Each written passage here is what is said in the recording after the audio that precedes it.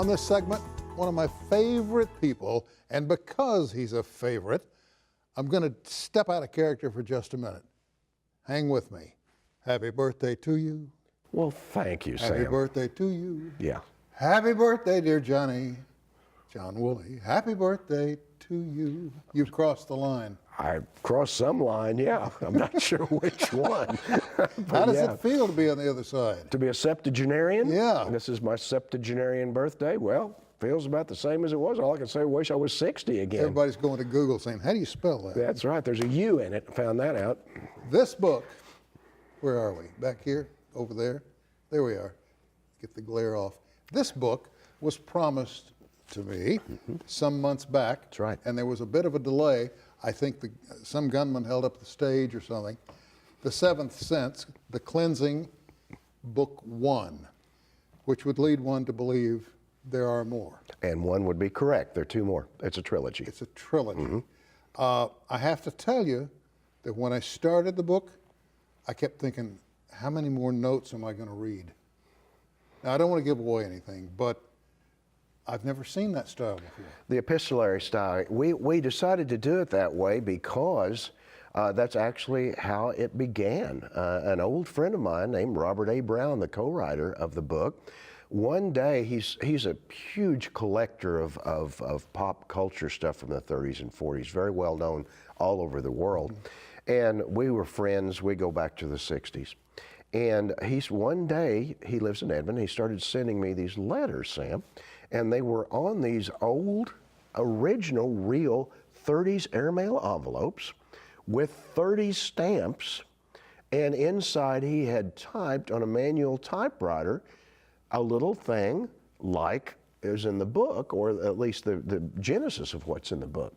He had typed in a thing where he was working for the WPA in 1939 for the Folklore Project, taking stories from older people in the hills, and I was back at the St. Paul Dispatch, I believe it was, writing, and he was sending me these letters. So we did the whole thing. We started that way, and after he'd sent me about 15 of these, he said, I thought, I get it.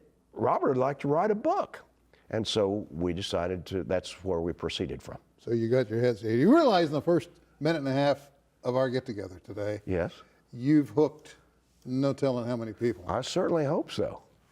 What a lead-in, man! What a great way to start. It was fun to do. I'm not sure how much about the book I can ask you without giving it away. Can I talk a little bit about the ending? Absolutely, you can. There's a rattlesnake bite. Yes. There is a central character that's in real sour shape, and you don't have to tell me. Does he make it? Well, it's a trilogy. So yes, unless we start doing stuff from the snake's point of view, we're going to pretty much have to have him get through the second and the third. We didn't count on it being a trilogy, but honestly, Sam, when we ended up doing this, finishing it, it was over 200,000 words. And just from a physical standpoint, you can't print a book that thick without having problems with the spine breaking and things. And so Bill Bernhardt, whom you know, is our publisher with his, I've published stuff with him before when he had a Hawk. He now has a new publishing company. And Bill is the one who published it under his Babylon Books. And he said, look, let's just do it as a trilogy. And there are two places where you can end the first two books. So we said, fine. But yes, it continues as an epistolary novel. It'll still be all letters throughout until the end. I think it's a great idea. Well, thank you. Major hook, and I was just, well, here we go. Good, I'm glad to hear it. Took me right down the road, and oddly enough, I started reading the book on a rainy night, and I don't know what it is about rainy nights and books, but they seem to go together so well. They do. And this one fit right into that night because there was distant thunder, if you will. Right. And I knew that the thunder was a harbinger of things to come. Absolutely. And I stayed with it until I looked at my watch and it was 3:30. Nice. And said, okay, going to bed, John. Sorry. Interesting book. Well, thank you, Sam. I'm glad to hear that. We're getting some great reviews on it. People are talking about how it some of the reviews we've gotten, people are talking about how great, how it echoes the pulps like Weird Tales and the pulps of the 30s. Of course, it's set in the 30s, and that's really one of the things that we tried to do. So that was something that we're very gratified that that's happening. Where's it available? You can get it at Magic City Books in Tulsa, and it's also online all over the place. You can download it, or you can get a hard copy, however you want to do it. It's on all of the usual places, Amazon and all. John, you don't fit the profile, if you will, and please don't be insulted by this, but you don't fit the profile to me of a writer of fiction. Really? And I'm not quite sure why. You're not a hard drinker. No. You don't do dope. Not as far as I know. Yeah, well, you're a likable guy. You don't have any. You don't have any quirks that say, leave me alone. None of that exists. How'd you get into fiction? Oh well, I guess I always, when I found out I couldn't be a Major League Baseball player, I wanted to be a writer. You and Michael Wallace. Yeah. Yeah, there's a lot of people who are writing is a second choice, but I mean, I'm happy that it happened. But of course, I do nonfiction as well as fiction. But that's very nice of you to say that. I mean, I've got my hang-ups like everybody else, but horror fiction is very cathartic. It goes all the way back to Aristotle and the Greek tragedies, and how it was a way to sort of purge yourself of all these negative emotions by watching something, some sort of Greek tragedy and horrible things happening to people. And I think that's probably right. Well, tell me this.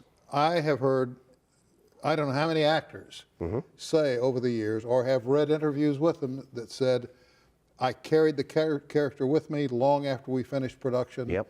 Or I'm doing a stage play and I would go home at night and I had to take the stage hat off and put on the family hat. Any of that work for you too? Oh, I mean, I work at home, but I think with a writer, I think it's just like with what you do, with what a lot of people do, you don't know where the writer stops and the person starts.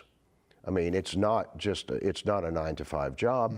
It's something you're thinking about all the time. I keep a notebook by my bed and wake up with. Unfortunately, you wake up from a nightmare and think it's going to be a great story, and it ends up being something like Monster Chases Me when you read it in the morning, and it's like, what? I thought that was great, But yeah, you can leave it. Again, it's a very cathartic thing for me. I heard you say something once, and I wish I could pull up a direct quote, and I can't, about how story ideas come at you sometimes from all directions in the most incredible places. Yes.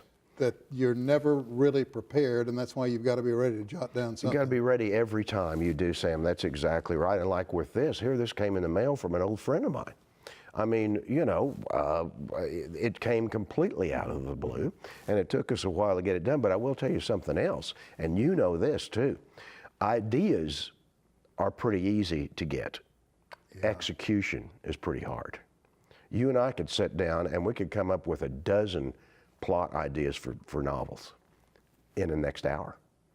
It's execution. I honestly think ideas are overrated and execution's underrated. Really? Yeah, I do. Well, it makes sense because who was it? Somebody once said, you make it look easy. Is it easy? And the person, I think it was a sports writer, said, well, sure, all I do is sit down and open a vein. We've talked, I think that was Red Barber that said that. That's I think right. We've talked about that, yeah. And it is, and you're always putting yourself, I mean, it's a profession where you put yourself out there. I've often wondered why it's a profession that attracts people who are the least equipped to handle rejection, it seems like. Have you noticed that? It is. Yeah. I mean, it attracts people who don't want, negative reviews. I can quote you chapter and verse of some of the negative reviews I've gotten over the past 40 years I've been a professional anybody writer. in a creative field puts up with that. That's right. Which puts everybody in the field sort of like sea creatures. They're there, they feed, they live. Right. Something comes along and threatens them and they withdraw. Right. Or they shoot ink at them Exactly. like an octopus, which I tend to do. John, thank you. You're very And again, welcome, where can they get it? Magic City Books in Tulsa, and also online, Amazon.com, and all the rest of the online outlets. And the book is The Seventh Sense, or Seventh Sense, The Cleansing, Book 1. There are 2 more to follow. Get yourself a copy and don't wait for a stormy night. That's all we have. John, happy birthday. Thank you, Sam. I appreciate it. We'll see you again next time. Bye-bye.